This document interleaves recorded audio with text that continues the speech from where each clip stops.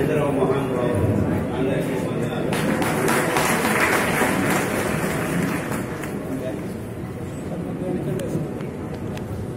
నన్ను చూసి ఎవరు భయపడాల్సిన అవసరం లేదు. ఎవరిని భయపడాలని నేను ఈ పనులు చేయట్లేదు. నేను ఉద్యమకారుని కాదు. ఏ ఉద్యమాలు నాకు ఇష్టం లేదు. నాకు కావాల్సిందంతా ప్రతి ఒక్కరూ ఒక్కొక్కరు మారాలి. ఒక్కొక్కరు మారాలి. మన దేశమంతా ఆరోగ్యంగా ఉండాలి. అంతే నాకు కావాల్సింది. నేను వేరే వాళ్ళని ఎదురుసుకుని మీరంతా తప్పు చేస్తున్నారు అని చెప్పేదానికి రాలేదు. మనమంతా అందరూ అపోలో హాస్పిటల్లో ఉన్న వాళ్ళకు రోగాలు ఉన్నాయి. ఆ డాక్టర్లు రోగాలతోనే కష్టపడుతున్నారు. 100 మంది ఎండి ఎంఎస్ డాక్టర్లు తీసుకుంటే అందులో 18 మంది బీపీ టాబ్లెట్ తీసుకుంటున్నారు. 28 మంది డయాబెటీస్ రోగంతో బాధపడుతున్నారు. అందులోనూ 16 మందికి క్యాన్సర్ రోగాలు వస్తున్నాయి. అంటే గడిచిన 50 సంవత్సరాల్లో ఏ ఒక్కరిని ఈ రోగాలు వదలట్లేదు. స్వామీజీలకు రోగాలు ఉన్నాయి, చీఫ్ మినిస్టర్లకు రోగాలు ఉన్నాయి, లెక్చరర్లకు రోగాలు ఉన్నాయి, బ్రాహ్మణులకు రోగాలు ఉన్నాయి, ముస్లింలకు రోగాలు ఉన్నాయి, క్రిస్టియన్లకు రోగాలు ఉన్నాయి, జైన్స్కు రోగాలు ఉన్నాయి, సిక్కులకు రోగాలు ఉన్నాయి. ఎవరిని వదిలిపెట్టడం లేదు. చిన్న పిల్లలకు రోగాలు వస్తున్నాయి. కానీ అక్కడే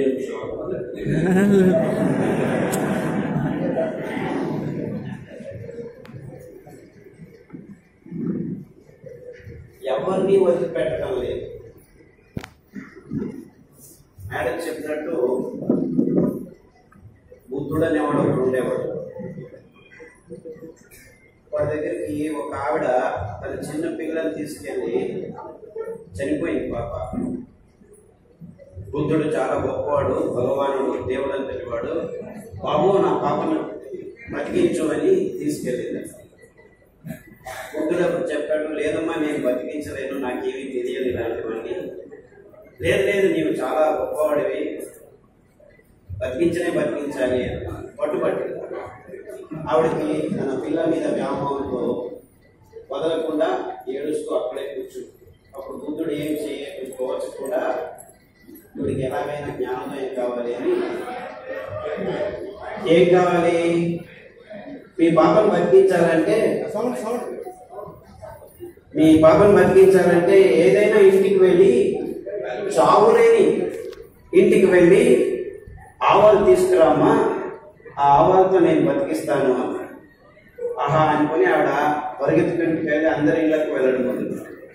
ఒక 10 ఇళ్ళకి వెళ్ళి అడిగే లోపలికి తెలిసిపోయింది ఆవిడికి ప్రతి ఇంటిలోనూ చావు ఉంది. ఇదే కథ ఇప్పుడు జరిగితే బుద్ధ భగవానుడికి ఆ చావు అనే పదం అలవాటు అవసరం లేదు.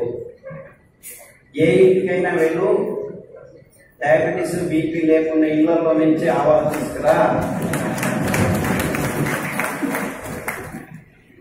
అంటే మన దేశం కాదు, ఏ దేశానికైనా వెళ్ళాలి.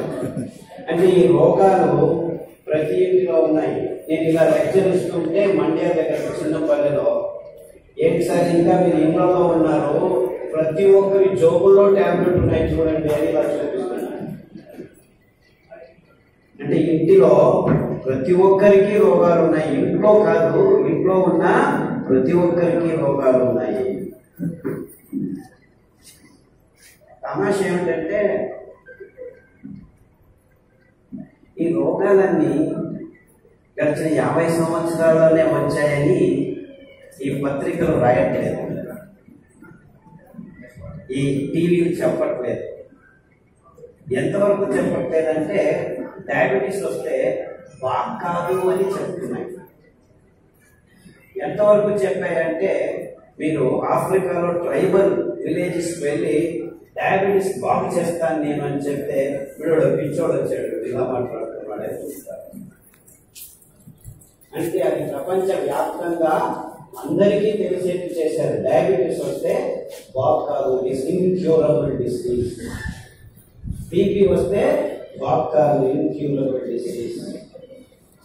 రొమాటిజం వస్తే బాగ్ కాదు, ఇన్క్యూరబుల్ డిసీజ్. థైరాయిడ్ వస్తే బాగ్ కాదు, ఇన్క్యూరబుల్ డిసీజ్.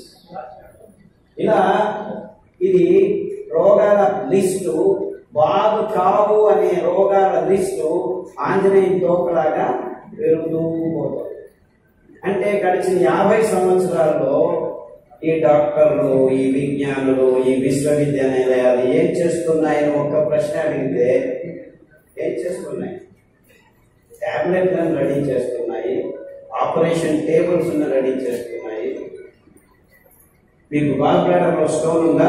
రండి గాల్ బ్లాడర్ తీసేస్తాం. మూత్రపిండాల్లో స్టోన్ ఉందా? రండి షూట్ చేస్తాం. లేజర్ వచ్చింది మా దగ్గర. షూట్ చేసిన తర్వాత ఏమవుతుంది?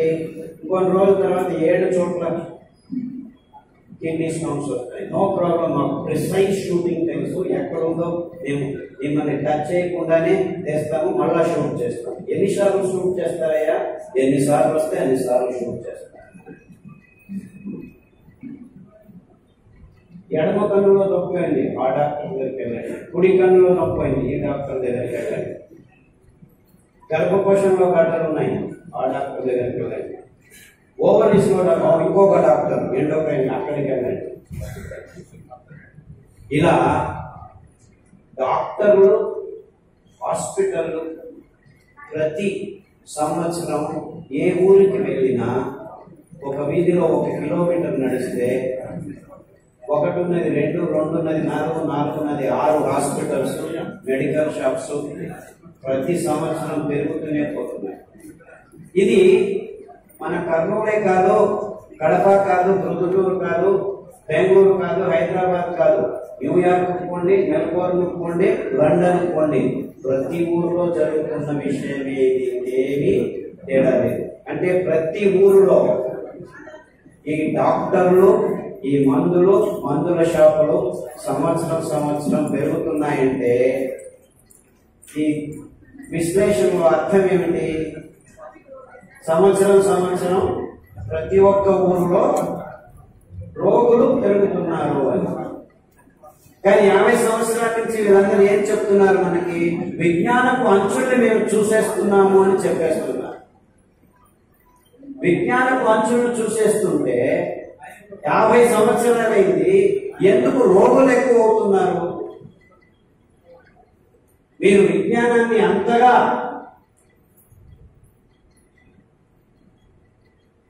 సాధించి ఉంటే ఎందుకు ఒక్క రోగం తగ్గట్లేదు?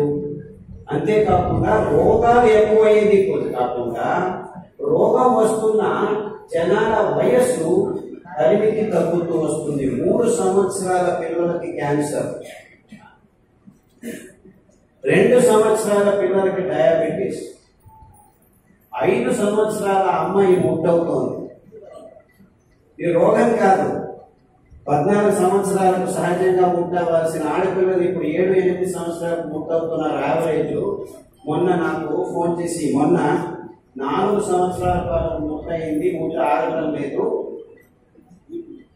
ఏం చేయాలో దిక్కు తెలియటం లేదు. స్టెరాయిడ్ ఇంజెక్షన్ ఇచ్చాము, 3 వారాలకు ఒకటి ఇచ్చాము, ఒక్కొక్క ఇంజెక్షన్ 6,000 రూపాయలు, అయినా ఆగట్లేదు. 3వసారి మళ్ళా వచ్చింది, ఏం చేయాలి?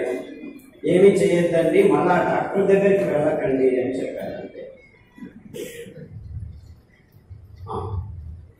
డాక్టర్ దగ్గరికి వెళ్ళకండి, మీ ఊర్లో ఎక్కడైనా రావి చెట్టు ఉంటే ఆ రావి చెట్టు చుట్టూ తిరగండి, ఆ ఆకులు తీసుకొచ్చి రోజు కషాయం తాగండి, సామి బియ్యం పాపకు గంజి చేసి తాగించండి, పొద్దున గంజి చేసి రాత్రి తాగించండి, రాత్రి గంజి చేసి పొద్దున తాగించండి అని చెప్పారు. 3 రోజుల్లో అమ్మాయికి ముట్టు ఆగింది. 1 కాదు, 2 కాదు, 3 కాదు, ఇలా నాకు గడిచిన 10 సంవత్సరాల నుంచి వారానికి ఒక ఫోన్ చేస్తూనే ఉంటారు. 100 మందికి ఈ చిన్న సహాయం అంటే సామెల గంజలు తాగండి, రావి చుట్టూ తిరగండి, రావి ఆకు కషాయం తాగండి, దగ్గరలో వేపాకు దొరికితే వేపాకు కషాయం తాగండి. చిన్న పిల్లలకి ఇంత ఘాటుగా ఉంటాయి కషాయం అంటే మీరు కంగారు పడకండి.